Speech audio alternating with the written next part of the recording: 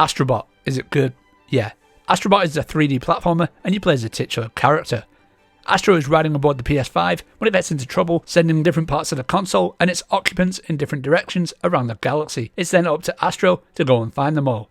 The game contains 5 galaxies plus a secret one. None of them have a particular theme, so you never know what you're going to get next each time you start a new level. The levels were gorgeous, but the most impressive thing about them was the amount of interactive objects on screen at any one time.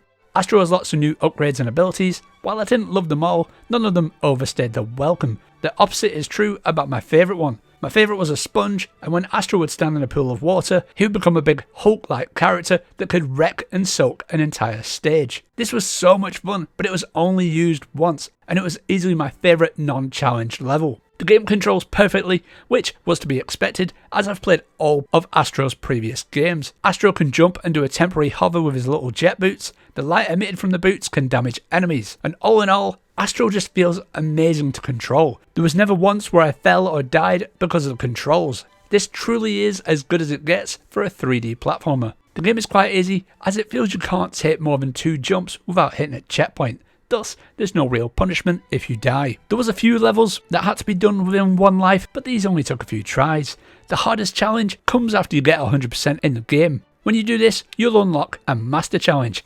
I'd heard from 2 friends about just how difficult it was and how they couldn't finish it.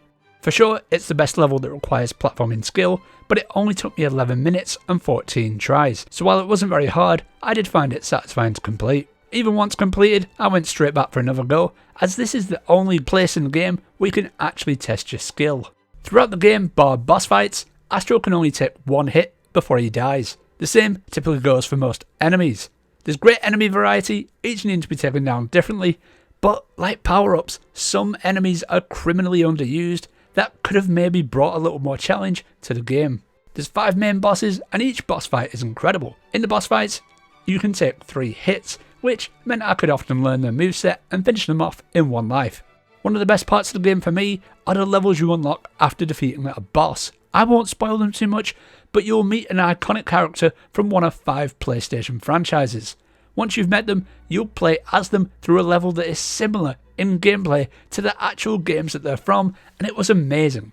The game now includes speedrun levels. You can compare your times with friends, but if you really want to feel bad about yourself, you can take a look at how much faster the current world record holder is. These levels are fine, but speedrunning is not something I'm into, so I didn't try shaving milliseconds off my time. The soundtrack is great, with lots of returning classics that always get stuck in my head. You got a name? Astro Bot! That was Astro Bot, and I give it an 8 out of 10.